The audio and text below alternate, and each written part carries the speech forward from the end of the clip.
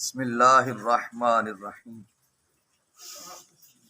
حضرات ذی وقار، اللہ کے فضل نبی کریم صلی اللہ علیہ وبارک وسلم کی نظر رحمت سے مجھے اور آپ کو نماز فجر با جماعت ادا کرنے سے نوازا گیا۔ اللہ کریم ہم سب کی حاضری کو درجہ قبولیت عطا فرمائے۔ آج 6 سپٹمبر ہے۔ 6 سپٹمبر 1965 کو ایک جنگ لڑی گئی۔ جنگ ایک ایسا لفظ ہے کہ جب بندے کے سامنے بولا جاتا ہے یا بندہ خود بولتا ہے تو بندے کے ذہن کے اندر ایک وحشت سی پیدا ہوتی ہے، ایک خوف سا پیدا ہوتا ہے، ڈر سا پیدا ہوتا ہے کہ اب جنگ لگے گی تو کیا بنے گا۔ اسلام سمیت جتنے مذاہب آئے سب امن کے خواہاں، سب نے امن کا درس دیا،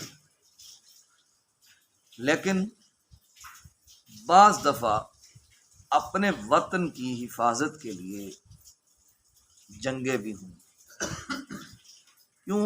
آقا علیہ الصلوۃ والسلام کا فرمان عالی شان ہے، حب الوطن من الایمان۔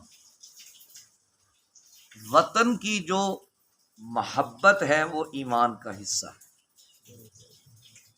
اسلام پہل نہیں کرتا، بلکہ اسلام کیا کرتا ہے؟ اپنا دفاع کرتا ہے۔ یعنی جو اسلام کا دشمن ہے وہ پہل کرتا ہے۔ مارکہ بدر اٹھا کے دیکھ لیں کہ جب غزوہ بدر ہوا تو مسلمانوں نے تو پہل نہیں کی، پہل کنہوں نے کی ہے؟ کافروں نے۔ پھر مسلمانوں نے اپنا دفاع کیا ہے۔ پھر وہ بظاہراً تھوڑے تھے مسلمان، 313 تھے، لیکن انہوں نے دفاع کس بل بوتے پہ کیا؟ نمبر 1 اللہ کی ذات پہ توکل، نمبر 2 نبی کریم صلی اللہ علیہ وسلم کی ذات پہ بھروسہ۔ جتنے بھی مارکے اسلام کے اندر ہوئے سب توکل کی بنا پہ کیے گئے۔ اسی طرح 1965 کو ابھی پاکستان بنے کو تقریباً 18 سال ہی بیتے تھے، تو دشمن ہر طرف سے حملہ آور ہونے کی کوشش کر رہا تھا کہ میں کسی طرح دوبارہ اس ملک کو توڑوں اور اپنے قبضے میں لوں۔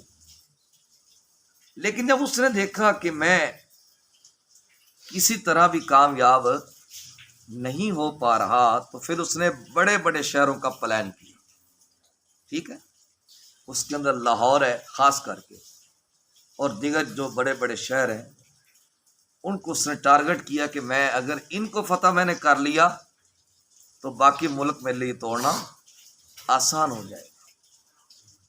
جب اس ملک کی ماؤں کو پتہ چلا کہ اب ہمارے ملک پہ ایک اور حملہ ہونے والا ہے تو ماؤں نے اپنے بچوں کو جذبہ عطا کیا، کیونکہ جنگیں جو ہیں یہ اسلحے کی بنا پہ نہیں لڑی جاتی، یاد رکھیں، جنگیں اسلحے کے بنا پہ نہیں لڑی جاتی بلکہ جذبے کی بنا پہ لڑی جاتی۔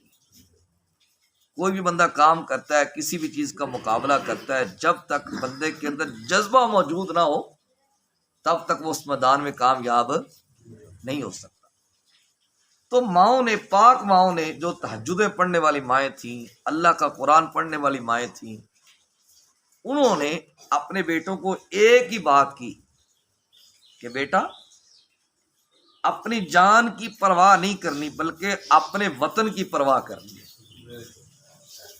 اپنے وطن کی عزت پہ حرف نہیں آنے دینا بلکہ اپنے وطن کی جو عزت ہے اس کی حفاظت کرنی ہے۔ اگر تم نے اپنی پیٹھوں پہ گولی کھائی تو ہم تمہیں اپنا دودھ معاف نہیں کریں گے، ہم تمہیں اپنا دودھ معاف نہیں کریں گے۔ بلکہ تم نے پیٹھوں پہ گولی نہیں کھانی، کس پہ گولی کھانی ہے؟ اپنے سینوں پہ گولی کھانی، اور اپنے سینوں پہ گولی کھا کے بتانا ہے یہ پاکستان ہمارا ہے، یہ پاکستان ہمارا ہے۔ اپنے سینوں پہ گولی کھا کے اپنے وطن کی عزت پہ پہرا دینا ہے، اور اپنے وطن کے ساتھ محبت کا اظہار کرنا ہے، اور اس حدیث کا مصداق بننا ہے، حب الوطن من الایمان، وطن کی محبت ایمان کا حصہ ہے۔ حضرات ذیوقار، یہ بھی ایک وقت تھا کہ ابھی میرے ملک کو بنے ہوئے 18 سال ہوئے تھے، تو میرے ملک کے نوجوان اور میرے ملک کی پاک آرمی اور دیگر جتنے ادارے تھے انہوں نے اپنا بھرپور کردار ادا کیا اور اس ملک کا دفاع کیا اور اس کی عزت کی حفاظت کی۔ آج پھر ہمارے ملک پہ دوسرے تیسرے لحاظ سے لوگ عملہ آور ہونے کی کوشش کرتے ہیں۔ آج بھی ایک جنگ لڑی جا رہی ہے، آج انگریز ہمارے ساتھ ایک جنگ کر رہا ہے۔ وہ کیا ہے؟ وہ ہے خاموش جنگ۔ وہ کیا ہے؟ خاموش جنگ۔ وہ آپ کہیں گے کس طرح؟ یہ جو موبائل ہے، یہ جو انٹرنیٹ ہے، یہ جو فیس بک ہے، یوٹیوب ہے، گوگل ہے، یہ اصل میں ہمارے ساتھ ایک جنگ کی جا رہی ہے، جس کی نہ ہمیں سمجھ آ رہی ہے نہ ہمارے نوجوانوں کو سمجھ آ رہی ہے۔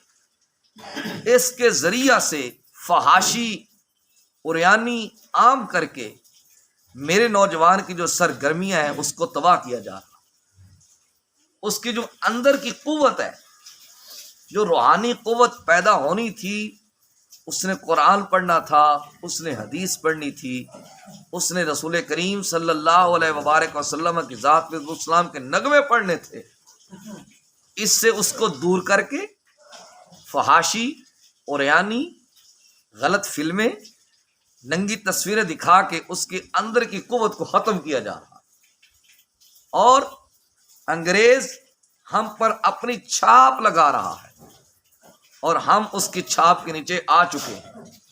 میرا نوجوان سنت رسول پاک صلی اللہ علیہ وبارک وسلم کے مطابق لباس نہیں پہن سکتا۔ اس نے آئیڈیل چاہیے تو یہ تھا لقد کان لکم فی رسول اللہ اسوۃ حسنہ، میرا رب فرماتا ہے کہ میرے نبی کی زندگی تمہارے لیے بہترین نمونہ ہے۔ چاہیے تو یہ تھا کہ حضور کی زندگی کو نمونہ بناتا، لیکن آج میرا نوجوان کسی اور کو نمونہ بنانے کے لیے چل پڑا۔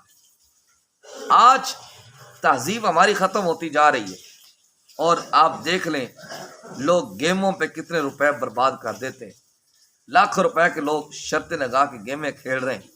یہ صرف اس کی چال ہے۔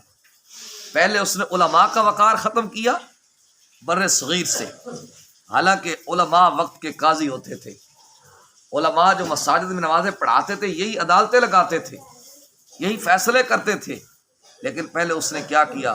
علماء کو ایک کمی کی حیثیت دی بر صغیر میں، چلو جی 2 ایکڑ زمین دے دو، اتنے من دانے دے دو، محسوس نہ کرنا باتوں کو، اتنے من دانے دے دو، یہ کر دو وہ کر دو، چلو جی مولوی صاحب کی حیثیت ایک کمی کی اس نے کر۔ پھر آہستہ آہستہ اس نے عوام کے اندر یہ چیز پیدا کر دی، تو یہ چیز ہم نے خود ساختہ، ہم نے اس کو موقع دیا ہے۔ کیوں؟